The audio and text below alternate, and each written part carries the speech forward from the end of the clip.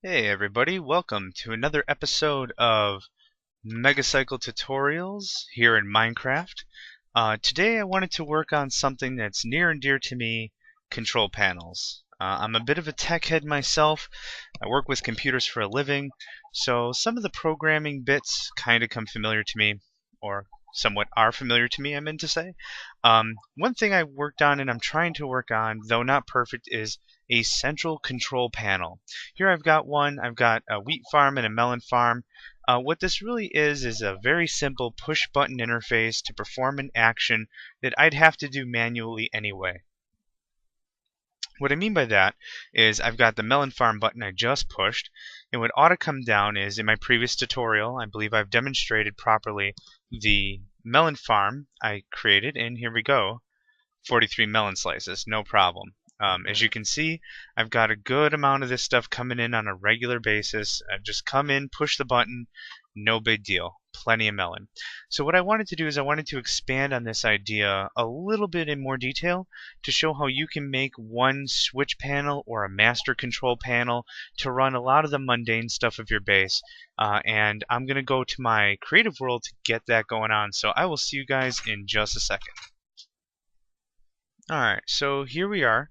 I've kind of rebuilt what I want to be end game, and I'd like to go through it with you guys step by step. So what we'll do is I'll show you how this one works, and this is a little more complex than the one I have at my base. We'll go through this one, and then I'll show you how to build it yourself. So what we've got is 6 buttons, independently controlled, each its own mechanism. I'll demonstrate very simply. We've got the 6 buttons, 3 on the bottom, 3 on the top. We've got on-off systems here. As I said before, independently controlled. So when I go push a button on the bottom, one torch should light up here, a torch should go off here, and then lit here, and then it should light a redstone path to which you'll have this do whatever you'd like it to do, be it fire a bunch of pistons, or if it's a much longer path, you can stick a repeater on that, what have you. So this is a fairly simple system, low cost, probably not the prettiest, but it certainly gets the job done. So I'm going to go ahead and push this guy, and we should be able to fly right up, and that should all be lit. Look at that. That one torch lit, it didn't interfere with any of the other 5, and it works out pretty nicely. So let's take a quick look at how this all works. Button is pushed, torch goes out, torch goes out, torch goes on, torch goes out, and if you're familiar with how signals go up, I'll demonstrate really quick here. To carry a redstone signal up, all you've got to do is put a redstone torch, a block, another redstone torch, another block, another redstone torch, and so on. And what you can see is this actually carries the signal. I don't think, yeah, I was a little too off there, but should this work? Nope, not quite.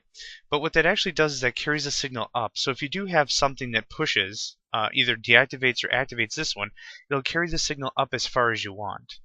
So that having been said, we can come back here and look again.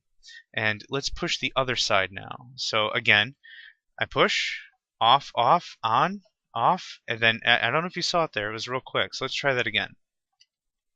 There's the end, right there.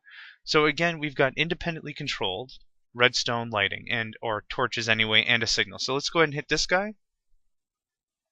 See how that was different? So instead of it being on, it was off, and then on, and then off, and then on, and this independent signal went its way. So let's try that again.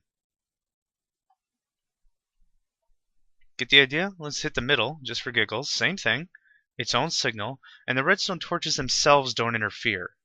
So you could have these independent circuits on their own. So now that I've given you a good idea of how it looks and how it interacts on its own, let's go build one, shall we? Let's just come right over here. Plenty of room. So we're going to build our master control panel first. Here's our master switchboard here. You can decorate this with whatever you want, whatever to indicate what these all do and that sort of a thing. So we're going to put our torches like this, and we'll be able to test this every step of the way, because if you hit the button, notice it goes out, just like that. No problem. Now we want to carry whatever signal is there just a little more. We'll use repeaters in this case. Works quite reliably, and it'll power or unpower this block. And we could demonstrate that by a couple more torches here. Now see, the signal going into the block is powered. So these torches are unpowered. And let's just demonstrate that real quick. See? Fairly simply. Then we can test whatever. We can test the middle. They won't interfere with each other. There's no redstone lying about to interfere with any sort of a signal. So it works out great. So we can continue this build. These will be on because the signal below is off. And if I can get the angle right. Come on. There we go. There's a sport. This should be off. Now, if we were to build off of this,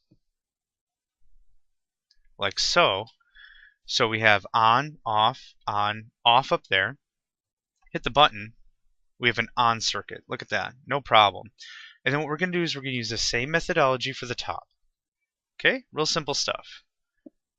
We are going to need a little bit of a backing here, but still going to use these repeaters.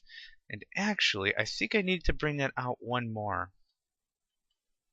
Yes, I did. So my fault on that one, but this is how you learn, right?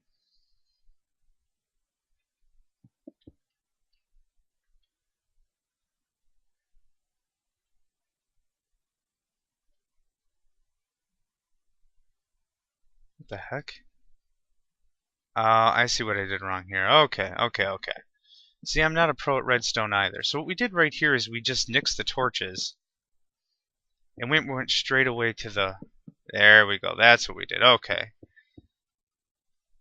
See, I'm not really the best at redstone myself. If you really want to learn about redstone, I recommend you check out Generic B. Take a look up at his channel. He did a thing called Redstone Academy. And that's actually how I learned a lot of the basics on how redstone works. But you don't really have to, I think even he says, you don't have to understand why it works or how it works. You just have to understand that it works. So when you really come down to it, it's not so much the hard science of wiring and mechanics. It's just that you understand that this works a certain way, like this. In this case, we cut it off here, so that signal's on, and now it'll be off. So if you want it, you can just raise it up one more notch, one more level there. And you just branch off like so.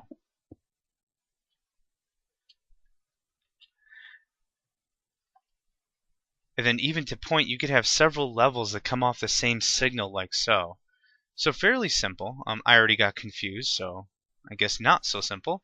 But what you can see is you have this master control panel to control many things at once, all from a very central location. You want your sugar? Bam, there's your sugar. You want your melons? Bam, there's your melons. You want any kind of other harvesting or any other simple process? Bam, you got it. All button controlled, all real simple. And then of course you could replace this with a lever if you want. Oops, a little too far. Oh no, I'm breaking it. You could replace this with, goodness, now that I totally broke it. How much of this did I just break? Oh, a bunch. You have to put the redstone torches on the block. That's a key point. So here we go. We're learning together. Yay! But either way, you can do this either with buttons or levers or whatever you prefer. So fairly straightforward stuff. Hope you guys like what you see here. If you have any questions, feel free to comment in the comments section of the video. And I hope to catch you later. See you next time.